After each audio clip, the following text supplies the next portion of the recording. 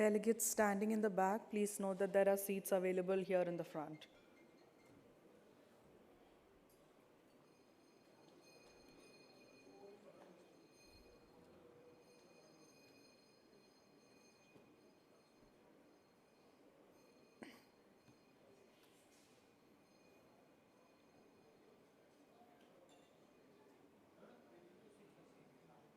I warmly welcome you to the post-lunch session on collaboratively actioning circularity in plastic packaging here at the 20th Global Sustainability Summit.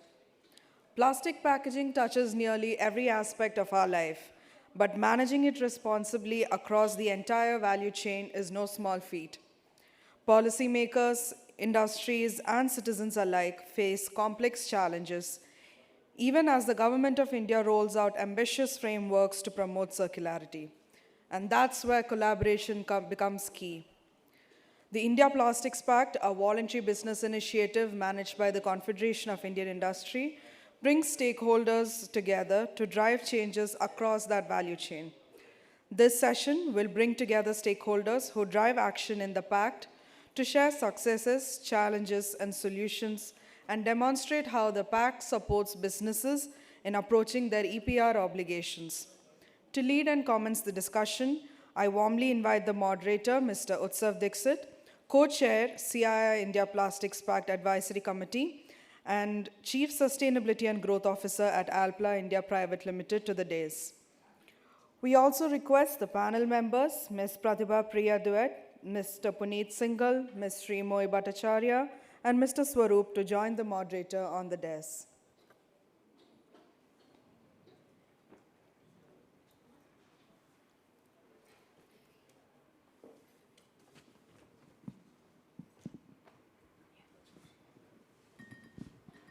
Thank you.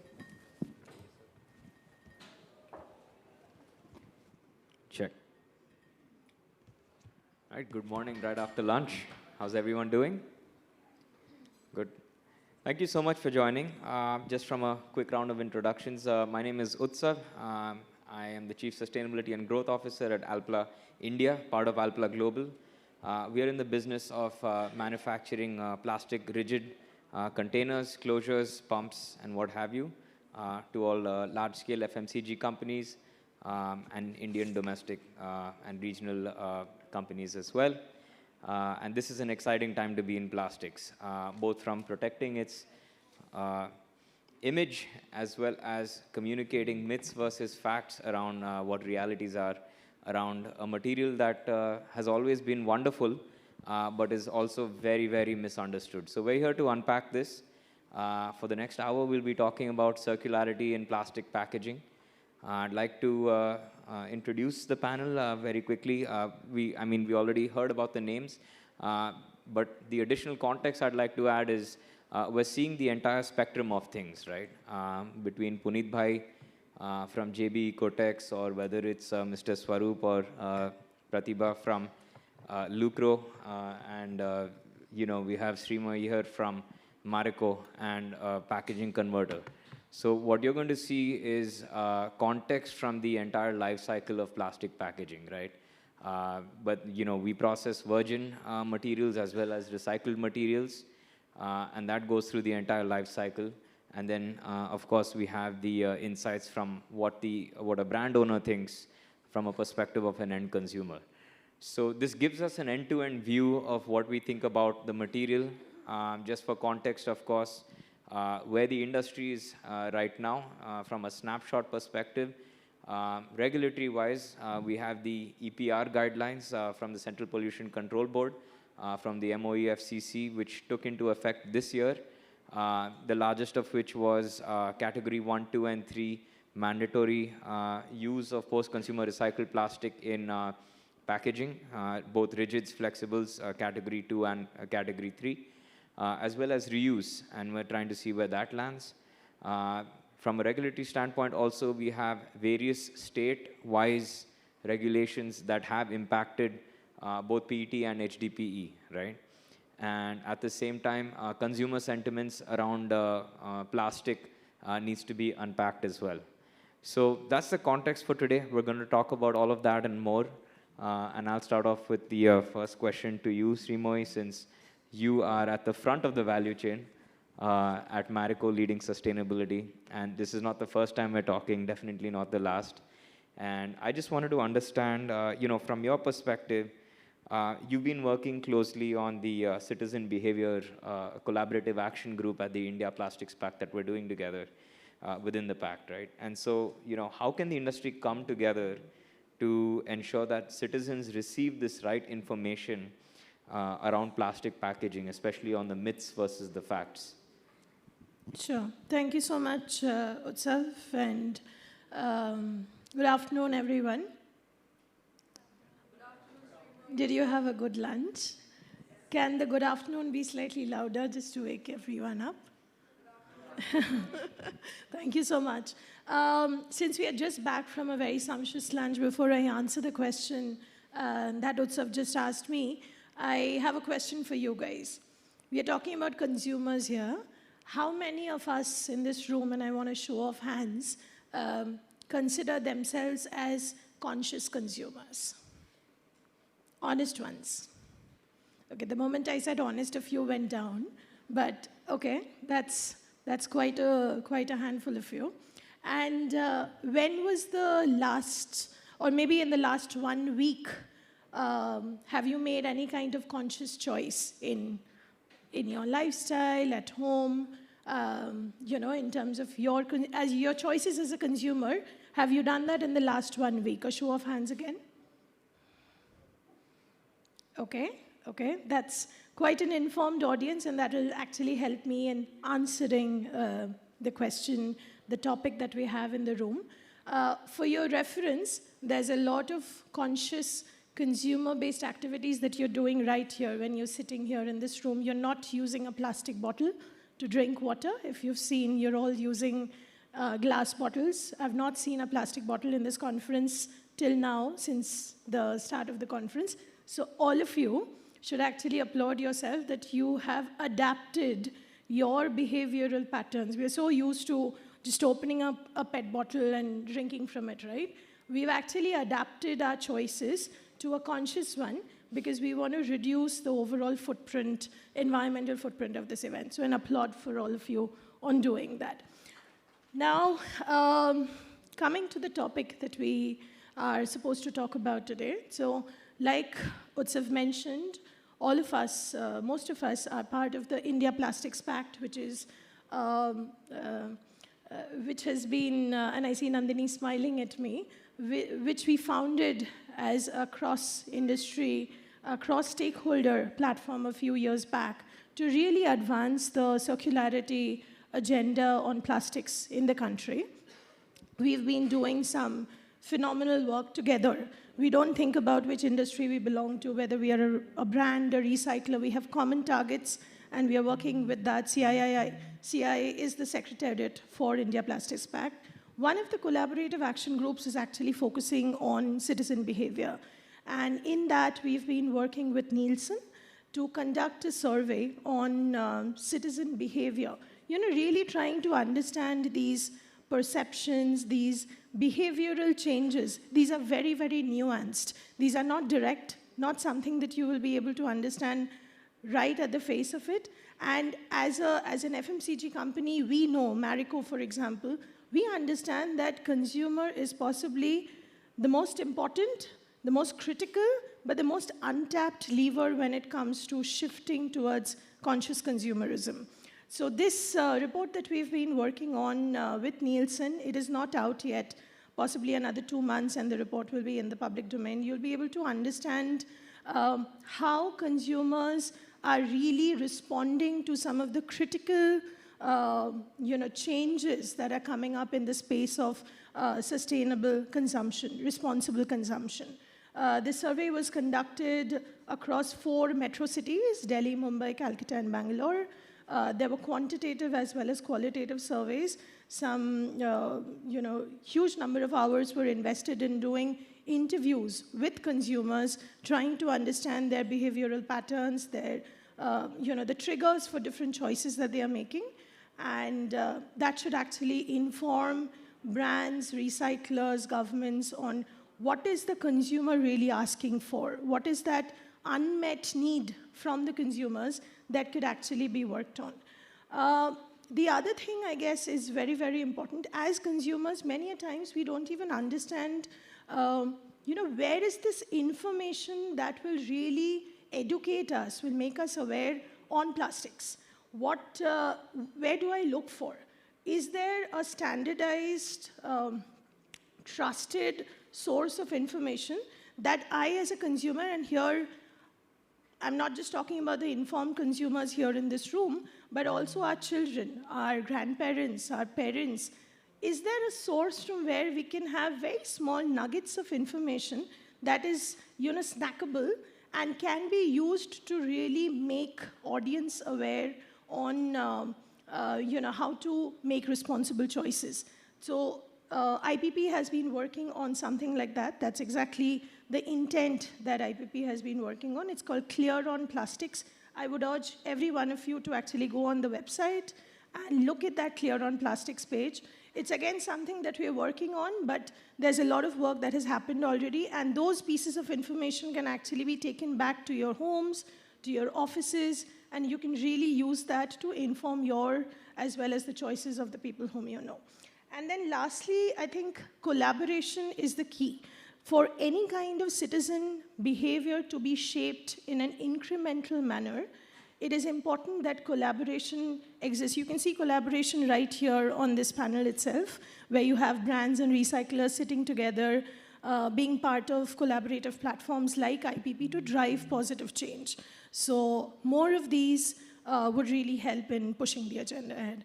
I'll stop at that for now, Utsav. Okay, thank you so much, Srimoy, and thank you for highlighting all the different ways in which consumer behavior can be changed, and education being at the heart of it, and for highlighting what we do at the India Plastics Pact, and especially the citizen behavior work that we're doing.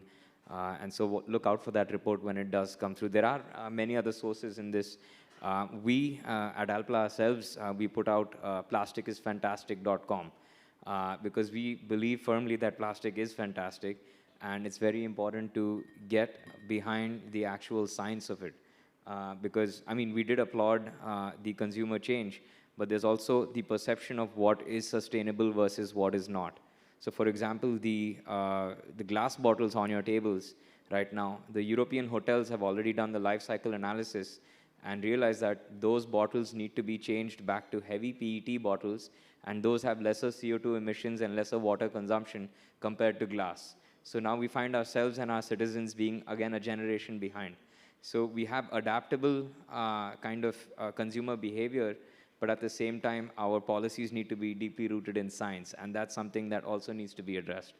But thank you for that, Srimoy. I'll now come to Mr. Puneet Bhai, who I've known for a long time as well, doing fantastic work for many decades, even before the EPR mandates had come through. Visited their plant in Surat. It's a fantastic operation, right? And they're the first ones in India to have indigenous chemically recycled PET. Just for that work, can we give him a round of applause? He's doing everything we talk about in the news. This is the kind of work, right? So, we talk about advanced mechanical recycling, but we would love to learn about India's first ever indigenously built chemical recycled PET.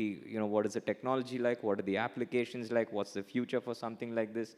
How should we think about a material like this? Thank you, Utsav bhai. I think we have learning from Vagishi. I am very much fan and truly inspiring from him. He's always talking about India and Indian roots. So in 2019, when we were thinking, there was generational shift about rPET. People were talking about mechanical recycling and everything. We thought we need to do something different, or that needs to be sustainable point of view. And as for myself, I am little bit Indian rooted guy who has came from a well-placed job in Japan, left over and started all those things in 2015. So chemical recycling, in a term, it's only a term that we know chemical recycling, but it's a C. We call glycolysis, we call methanolysis, we call solvolysis, we call hydrolysis, And in each and every methodology, there is different way to do chemical recycling. It's not a single process. It's a multiple process. You need to decide that what you need to do, at what purity of the product you want. If you want 100% pure, as good as virgin, that itself possible. But ultimately, in Indian context, if anything you design, it needs to be sustainable. Sustainable word is a first and foremost important word for us, that it needs to be sustainable. It needs to be as much as sustainable so that any consumer, any brand can use it. And we are proud that whereas when we go to Europe, US, they are talking about 200% than virgin. Price of chemical recycled resin is 200% more than virgin. We are talking that we are only charging 25% to 30% extra as a cost than virgin polymer to supply you a chemical recycled rPET resin. So that is a very much difference. There are lots of process. I can deep dwell into the process because process is total. I am totally involved in process by education. I am engineer and lots of things. So I will not go into technicality. But you see, chemical recycling is a thing that everyone don't need it, frankly. Because if you want to pay extra, then there should be need for you. For example, if we want to make BOPET film, BOPET film, which has been extruded at 8 micron, 7 micron. So now mechanical recycling is being recycled at 40 micron. So technically, you can't use mechanical recycled resin if you want to make 100% BOPT recycled film from PET. It is not possible. Similarly, MLP, which we are seeing in the market as of now, there are some application of molded application, rigid containers. Some brands are very much concerned about their appearance, their feel, their product aesthetic. Then chemical recycling will play a role. Second point, as we are moving towards recycled ecosystem, we have already adopted 30% recycled content in rigid container. It's being applicable since this financial year, and next year it will go to 40, then 50, then 60. Then what will happen? In our ecosystem, there will be bottle with recycled content, recycled bottle. So getting those recycled bottle and making again mechanical recycle resin will little bit degrade that characteristics or little bit challenging to use again in containers, unless and until it has not been blended with virgin resin. So at chemical recycling, we have observed that even if we recycle n number of times, 100 number of times, it would be as good as virgin. So in going forward next 2 year, 3 year, 4 year, when we see that, okay, now we are having mechanical recycling, now chemical recycling. So mechanical recycling will play its role, but hard to recycle material, application where specialty is needed, where chemical recycling will play a bigger picture. We as a company, having both the technology, both the process, mechanical as well as chemical recycling, and we are proud that we have developed this technology by our own in-house R&D. We have started this project in 2019, and at around 2024 January we have started commercial production. It took us around 5 years from ideation to commercialization. But as per our opinion, mechanical and chemical are two wheel of a cycle or a bicycle. Both needs to be each other, both complement each other. It is not that both are competing with each other. I think I have covered a broad idea about what we are doing and what we are thinking. Absolutely. Thank you very much. I'll now jump over to you, Pratibha, and who's the Chief Sustainability Officer at Lucro, also a wonderful recycling company who we have worked with and continue to work with currently. So, and of course, Lucro, while Puneet Bhai is involved in solving the PET problem, Lucro has been solving the polyolefins problem, polypropylene, HDPE, and things like that. And the crux of the problem, if PET has already been in a matured market, polyolefins, flexibles is an area of concern for a country like India, where majority of our consumers, I think 70 to 80%, is in films and flexibles and items that are generally very difficult to collect, where incentives for the collection industry are less. But the amount and volume is large. I mean, there's Elite Plus going on right now where Puneet Bhai is jumping on a plane and going to Bombay. And that has 3,000 people at Geo World Center. So that tells you a little bit about the magnitude of the problem that Pratibha and her team are trying to solve. And of course, they partnered with Unilever India in this HUL.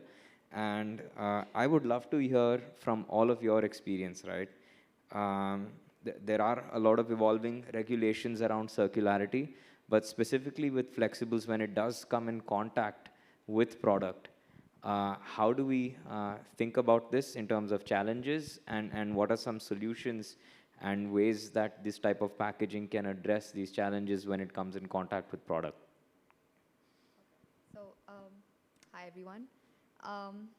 As Utsav's just mentioned, we have a focus on flexible plastic recycling.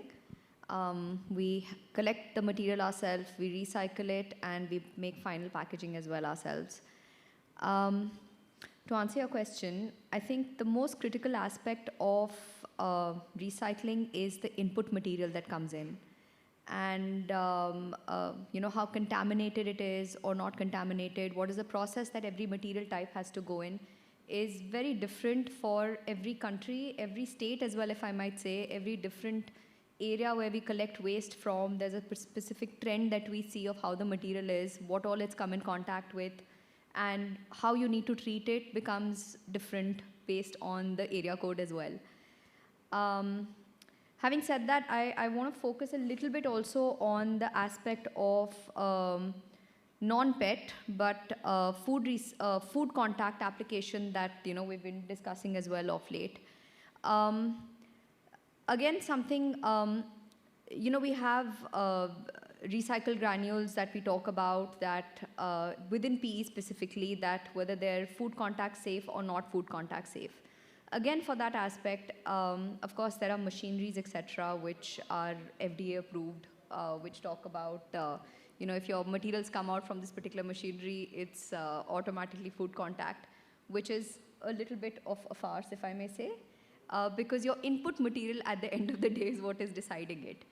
Countries like in Europe, for example, the input material is REACH compliant, right? So you know that if this material is compliant of food grade, the output of it is automatically food grade, which is not something that's happening in India. When the material actually comes out, there are very specific tests, very close to how I think your pharma will work, right? Where you have specific migration, specific leaching tests to check whether the product is food grade or not. So that's one thing I think that as a country we're not focusing on. What are the final tests, etc., of that particular product, whether it's compliant.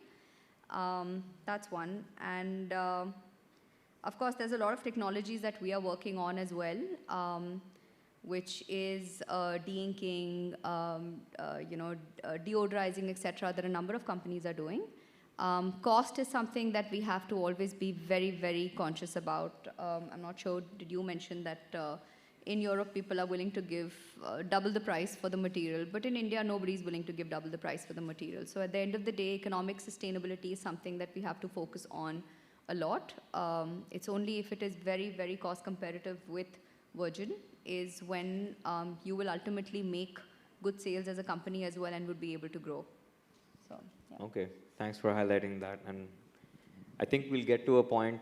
I remember meeting your founders, and they said, we're going to finally solve the problem where PE can interact with food and we find the right feedstock. So I think we're waiting on a solution. There's definitely a lot of R&D going on. There's R&D going on even from our end, for example, where I think we have at least 2 or 3 years of data of different types of packaging that could be used, or different types of feedstocks that can be used for food contact as well. So. Wonderful. Thank you. And I'll now move to Mr. Swaroopji, who we've also worked with very closely all the way since as early as 2018.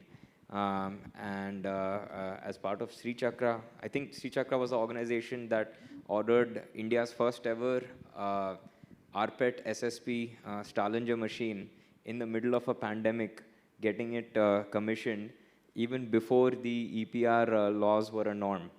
And I remember taking your preforms and putting together for this in test in the middle of the pandemic, where we had absolutely no reason to.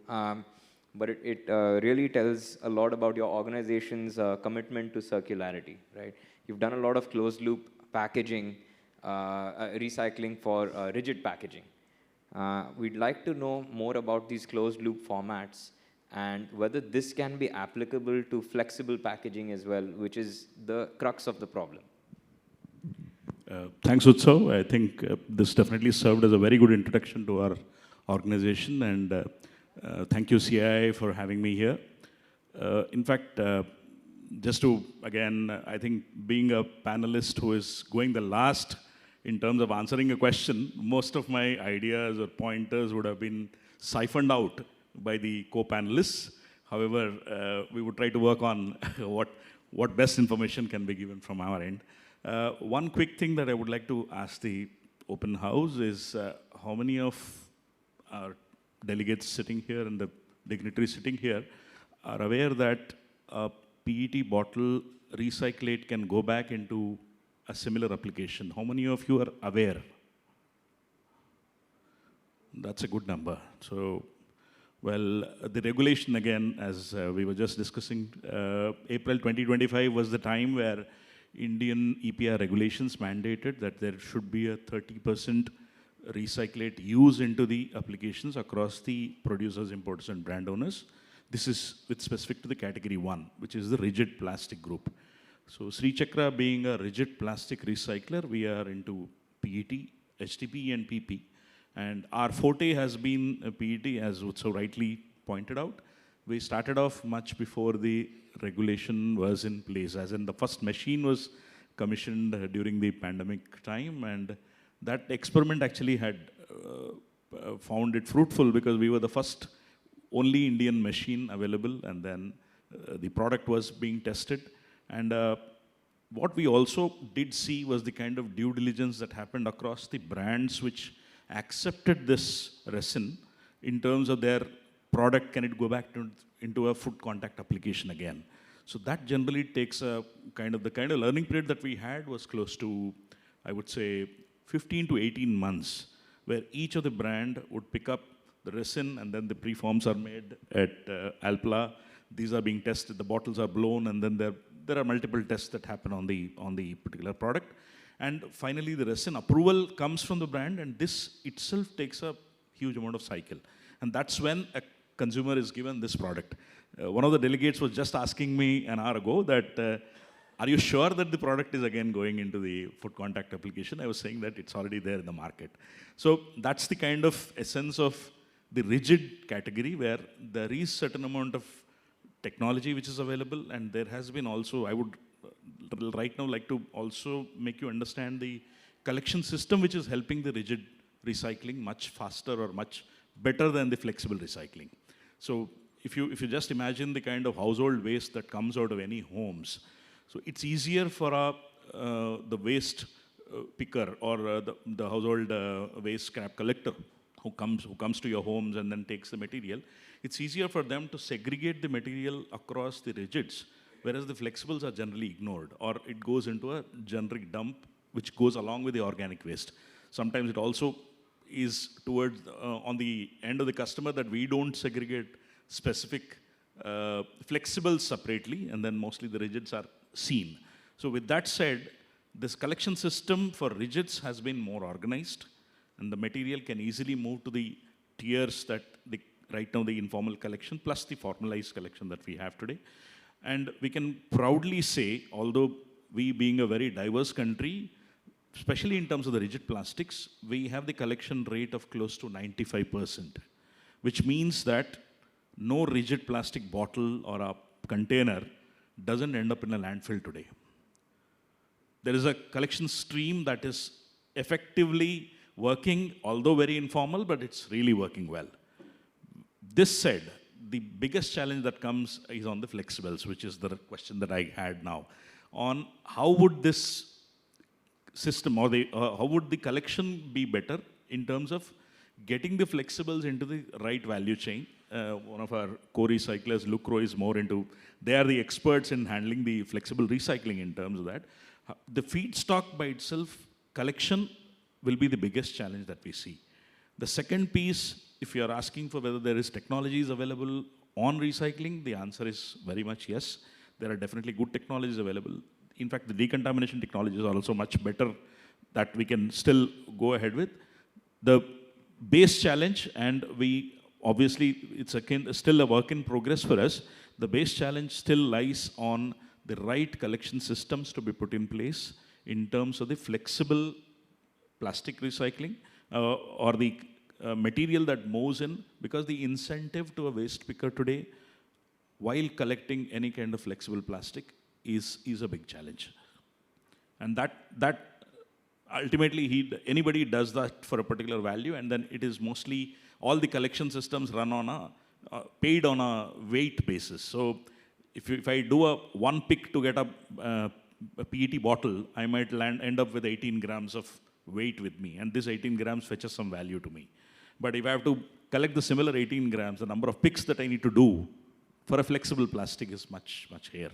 So which nobody would like to go ahead with. So that being said, I'm still hopeful that the collection system should help us bring the flexible recycling, help us in getting the right recyclate come out of the flexible recycling, both in terms of the right material coming in and the technology part of it. Definitely, yes, there are, I would say, enough recycling ecosystem available now that the technologies are being brought into the country, which are much, much superior or equivalent to any country on the West. Okay. Thank you very much, Swarup Garu.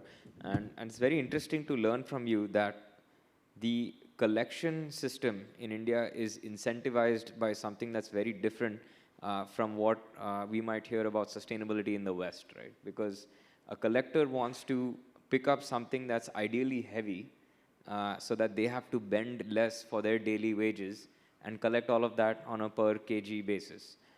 And so that's how flexibles get missed out, because they need, in the Maslow's hierarchy, they need to get their food for the day. And so their priority is a rigid PET bottle or a rigid HDPE bottle and not a flexible.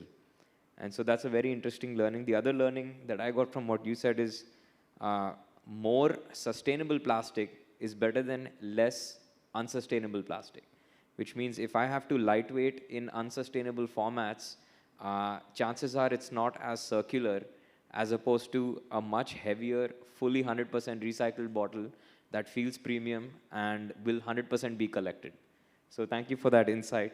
I'll jump back to you, Srimoy. We had a lot of technical discussions around recycling, packaging, chemical recycling and collection and whatnot. But you were quite involved in the citizen behavior report and that kind of activity that we have been working on at the India Plastics Pact. From a consumer insights perspective, are there any snippets of information that excite you, either from your own work or from the work that the IPP has worked on? Can you just share something from that? Sure, thank you so much, and thanks to all the panelists for all the gyan that was shared. For a brand, it's definitely very, very helpful and inspiring as well. Great, so coming back to consumers, we've been processing some of this very interesting information that is really coming out from this study that the IPP team and the members have been doing on citizen behavior. So far, what we've understood is conscious consumerism, that concept of conscious consumerism is really pivoted on these 3 A's: accessibility, affordability, and awareness. And I wanted to add a 4th A to it, which is what I was trying to say in my earlier address as well, which is adaptability. It's an amalgamation of these 4 A's that can really shape conscious consumerism. So for any organization, whether you're representing a regulatory agency, a brand, a recycling company, a company that works directly in shaping consumers' choices, you'll have to work on how you can integrate these 4 A's when you are conversing with consumers, trying to shape their choices of tomorrow. Interestingly, as part of the study, we picked up something that I found very interesting as well. 95% of our consumer choices are actually driven by intuition, and only 5% is rational thinking. And you can possibly relate to this yourself as a consumer. How many times do you really logically think before you buy, and how many times do you actually buy because of an impulsive, and I see a lot of women smiling at me in the room, it's actually intuition driven. And that's exactly the spot that needs to be tapped by brands like ours, like Marico, to be able to build that confidence, to be able to share that information on how you can make certain choices, responsible choices as a consumer. So the other interesting thing that has come out is, this is a stat, in fact, from the report itself, that 52% of the consumers who've been surveyed have actually asked for intense publicity campaigns. So people are asking for information. Consumers are in the lookout for standardized information which can really help them in understanding what to buy and what not to buy, right? The other very important thing, like I said, for brands is on brand purpose. How are the brands which are directly serving consumers, B2C brands, FMCG brands, apparel brands, any one of them, how are you really conveying, articulating your purpose? Another very interesting stat that came from the same survey, apparently 73% of these consumers who've been approached, they trust in environmentally responsible brands. So something interesting that I wanted to share from Marico, we, for example, have developed something just on this insight itself, a product sustainability index. So basically what we do is we assess our products, whether it's a small parachute bottle that touches some 56,000 villages across India, or we are talking about a Saffola or any other brand, we actually go and assess the ESG footprint of our products. And we try to identify what are some of the pieces of information that can be conveyed to the consumer to make that consumer understand that by you buying that bottle as a consumer, what kind of sustainability footprint have you created with that product? So there are such interesting things that are being done by brands. Brands are talking very vocally about their purpose, the impact that they are creating, and that's what consumers are looking for. Lastly, another very interesting stat that came from this study itself, this report itself, segregation of waste at home. So you'll be very surprised to know that 46% of consumers have said that they collect, there's waste collection that they do at source, and 63% of that 46% is because it's good for the environment. So education, awareness does exist. It's about accelerating it through information, through dialogue, through building of trust. Cost versus comfort will always be something that consumers would be looking for. So it's about how brands are really developing that kind of trust in consumers and helping them understand how they can play a role in moving forward. For example, how many consumers really even know that, the World Economic Forum's Global Risk Report has the top 10 risks as environmental and social risks that are going to impact us in the next 10 years. We don't talk to consumers about that directly, do we? If we actually make them partners instead of stakeholders, I'm going to finish with that, consumers need to be treated as partners. We need to share the risk mitigation measures with them to be able to take this journey ahead. I think that's the path forward. I hope that answers. Yeah. That was a very few interesting things on, and I loved, my favorite part was intuition being the primary driver for consumer choices. We'll jump away from consumers and into countries. To you, Puneet Bhai, you were part of the CII industry delegation to the Global Plastics Treaty, Inc. 5.2, where, as expected, the negotiation of 180 plus countries did not come to fruition. Obviously, there's disagreements when you have so many complex markets with different targets. But if you can educate us about that experience and tell us more about what is Indian industry's role in tackling this challenge, and what can we learn from your experience there?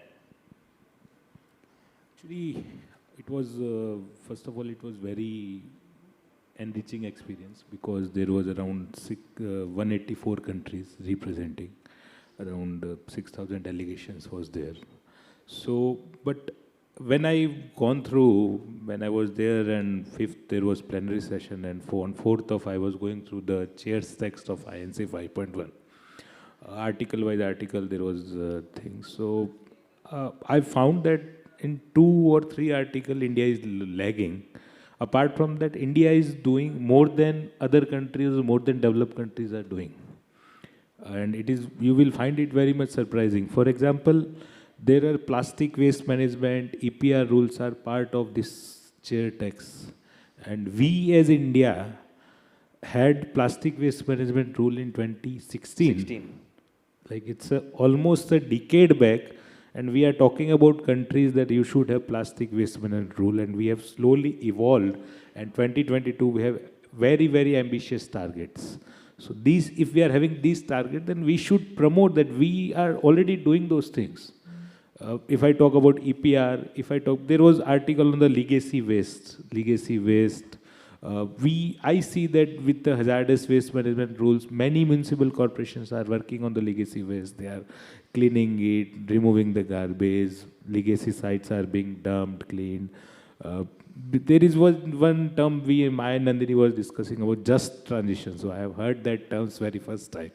So I said, what is that term? So see that you should look after your employees in rag pickers or workers. So I told him we are doing it since inception of our company. We have made very good dormitory for them, food in our company. Everyone is getting a food for INR 35 rupees, a single meal at INR 35 rupees per meal. There is medical facility for them, 24-hour doctor in-house. So lots of facilities are there. So I said this is just transition because we are doing for our industry, but this is just transition.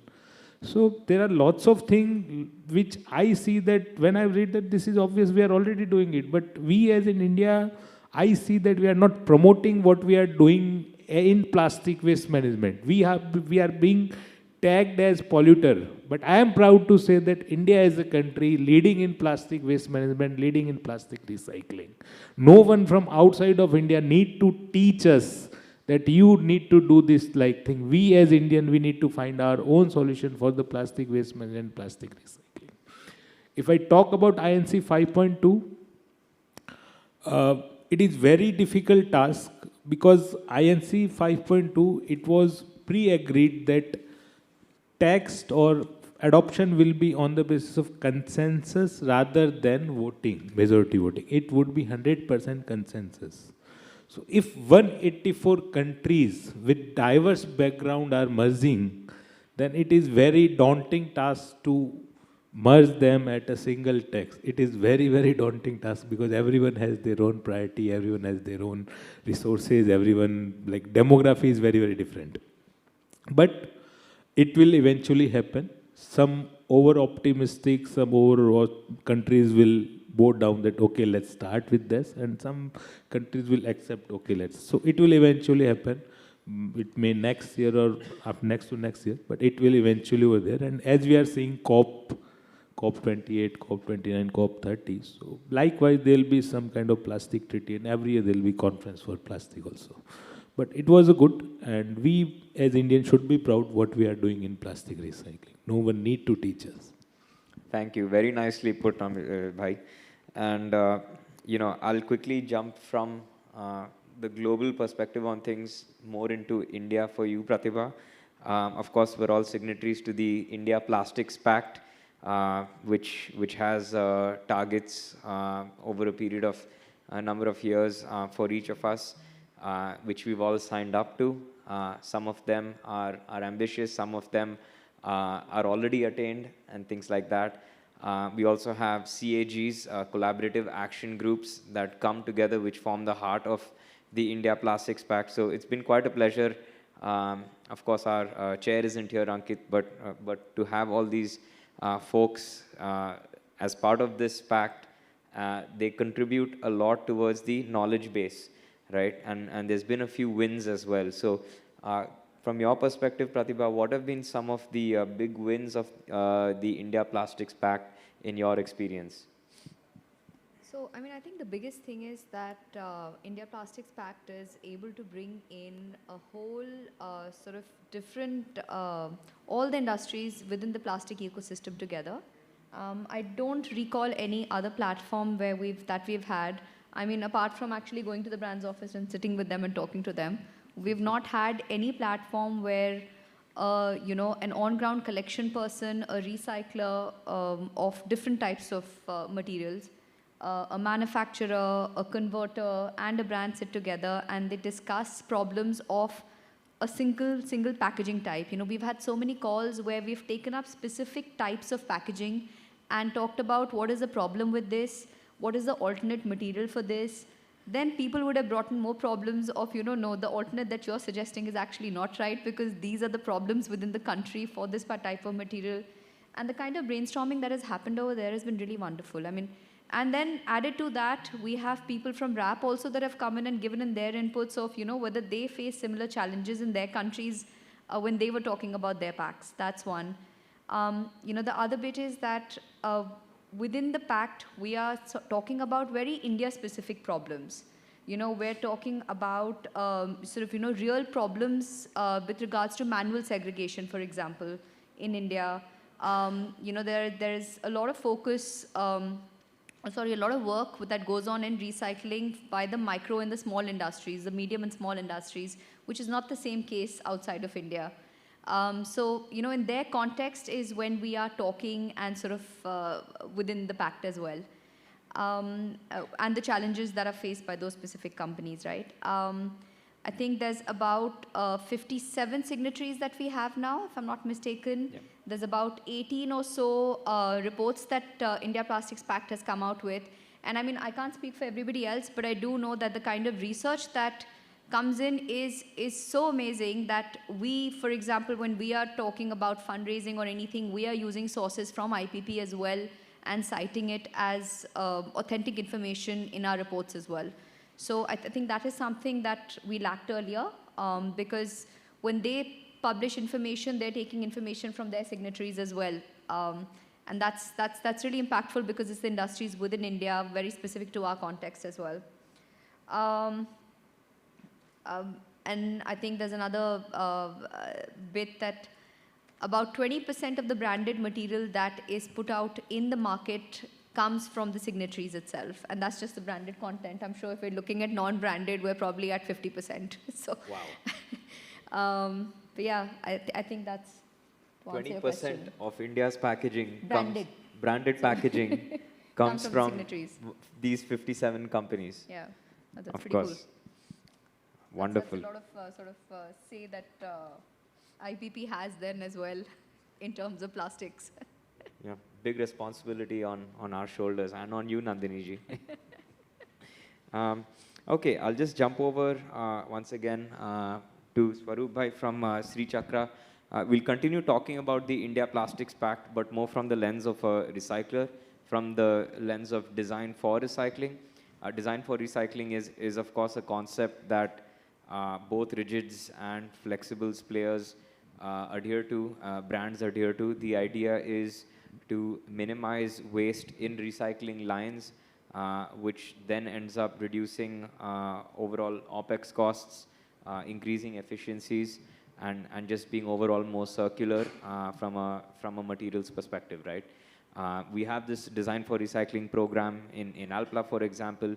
Every company has their own version of it depending on where they sit into the value chain, from an advisory perspective, or from a design perspective, or from an actual, if you're a brand, then you have certain design guidelines that you have to stick to, right? And the Pact has also done a lot of work on design guidelines, especially we put out one for films and flexibles as well. Wanted to know from the work that the Pact has done, how does that impact a recycler like you, if the feedstock, actually adheres to these guidelines, just take us through the journey of a recycler. How does your life become better when something like this happens? Sure. Thanks, Utsav. I think one of the first and one of the best works that IPP had actually took on themselves was bringing out this design guidance, especially during the initial days, it was around the rigid plastics design guidance, especially on the PET recycling perspective. So we were also actively engaged in terms of giving the feedback on what types of contaminants come into the feedstock, which would result in a good product or a bad product. Now, just to draw the similarity for the better understanding of the audience here, any recycler actually takes the bottles and then the post-consumer bottles that come in. And there are multiple processes which are very similar to a washing machine at your end. So we have a washing line doing that job where the decontaminations are removed. All the contaminations are removed and you bring out a final product in the form of a flake. Flake is the shredded form of a bottle. Now, the biggest challenge that we still face, or we were facing earlier, is the label that comes on a bottle. So, and for the, again, interest of the audience, any PET bottle that you actually catch hold of at least has 3 different polymers on it. The bottle is a PET bottle. The cap would be a HDPE or a PP. And the label would be either, earlier they were made of PVC. There are still some variants who use PVC as a polymer in making the label. There are BOPET label or a BOPP label. And these are all, again, multiple types of polymers being used on a single bottle. And for a recycler to bring out the right product without these contaminations, because the PVC cannot go and mix with the PET resin, and that resin cannot go into a bottle again. Now, so to stop that, there were multiple ideas being exchanged in terms of the brands accepting some broad design guidelines in making sure that if not a monopolymer kind of packaging, they can still make some polymer which can be easily separated during the process of recycling. So that's where the background comes in. And then now with the kind of risk of ruffling the feathers of some of the brands here, what we also see is these brands bring the product, and just to go to the same example of a washing machine where let's say we put some cloth, there is a color, sometimes some of the clothing material might shred its color, leave its color.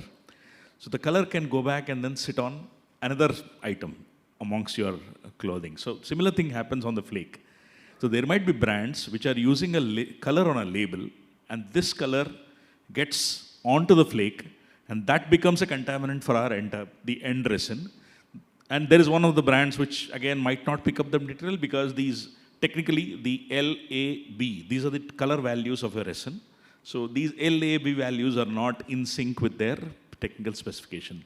So now the crux of it is, again, any kind of feedstock has to come from a brand which would have released it into the market. And there's a processing element to it. And once we process, there are these challenges which we were supposed to counter. And that's where, again, this was the first activity that IPP had taken up in looking at bringing a uniformity in getting this guidelines in place, where at least most of the brands would pick up this idea. There are naturally many conscious brands who have moved into the right model, but there are a few other brands which probably are not part of the IPP, which Pratibha rightly mentioned, that 20% of people are still here, and then there are rest of the brands outside the gamut who might have these contaminants which might result in a bad recycling rate.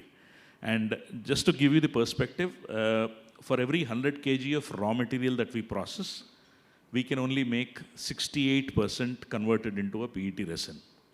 So that technically means that there is a 32% recovery loss in terms of the quantity that we take in. So this, right now, for the products that we make, that's the industry standard. However, we expect that these contaminations, if they are low, it's not just a physical contamination. There are also multiple of these polymer products which have to be moved out to bring the right product out. So again, coming back to the story, the any kind of brand conformity in terms of getting the right design in place, which helps the recycling ecosystem, would actually deliver better results in terms of the recovery, in terms of the processing efficiency, and most important, in terms of the quality that goes back to a consumer who is using it. And definitely now with the regulation in place, there will be much more kind of awareness in terms of getting the right product with the least contamination possible.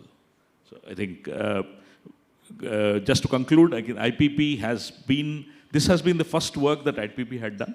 Very few brands would have picked it up, but then there are still more brands to pick it up, as in to understand the broad design guidance. And lastly, again, I'm trying to borrow the words from Pratibha that this has been the place. IPP has been one of the very strong forums where the kind of panel that we sit, we are having a brand on this side and we are having a converter here and there are recyclers here, which probably I think we wouldn't have done it except for the rooms that we would go to their offices and then meet them. So this platform definitely has brought in a kind of much more aggressive form of information sharing that happens. And if there is any kind of technology advancement in terms of the all angles, be it on the recycling side or be it from the brands kind of cooperation. And it also facilitated some of our visibility to the kind of brands who are still looking at a kind of circular product to be taken back into their packaging stream. Thank you. Thank you, Swarup Garu, and thanks for detailing that technical explanation on how D4R helps reduce waste in a recycling line. So, there are a lot of takeaways here, and I will quickly take the liberty to summarize them. I think it's 3 o'clock and we're right on the dot, even though we started late. So we're keeping at least this room on track in terms of time. Srimoyji, thank you for all your insights on consumer behavior. Very exciting. Very interesting to know that consumers are actually open to good editorial content and information when it comes to sustainability. And I love that they buy with intuition and with their hearts first as the primary driver. Puneet Bhai, thank you for detailing all that work that you do on chemical recycling, being India's first, and then indigenous chemical recycling. And I also love that statement that you made at the end, that India's problems are India's to solve, and no one from the West to tell us how to solve them. We know what our recycling challenges are. We know what our collection ecosystem looks like and how we need to empower that ecosystem ethically and to elevate them from the levels that they are at. No one from the West has experienced that to even tell us anything about that. Pratibha, thank you so much for not only being such a champion of IPP and highlighting that wonderful fact that 20% of branded content comes from these 57 signatories. But more importantly, all the work that you're doing in tackling the real large volume problem of flexibles. And we hope to see that in food contact in a sustainable way in the future. And Swarup Garu, thank you for all your technical knowledge and prowess in mechanical recycling and in talking about what we can do in PET and beyond. So I'd like to thank all the panelists for spending your valuable time, and thank you CII for having all of us at the India Plastics Pact. Thank you. Thank you to the moderator and to the speakers for an interesting discussion. Can I please request that you come forward for a group photograph, please?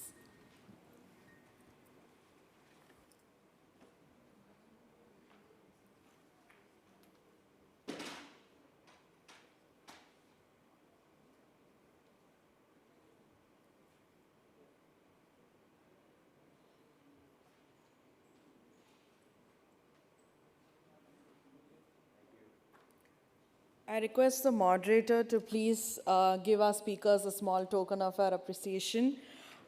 First to Ms. Pratibha.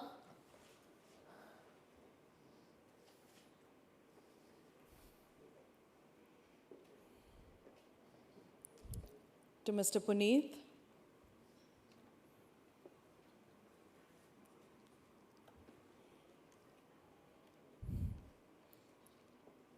Ms. Srimoy.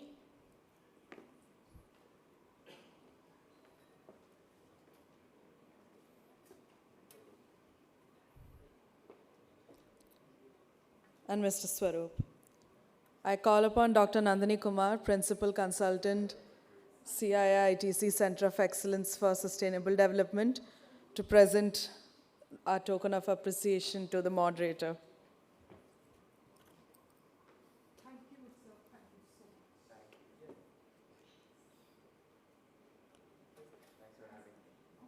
Thank you.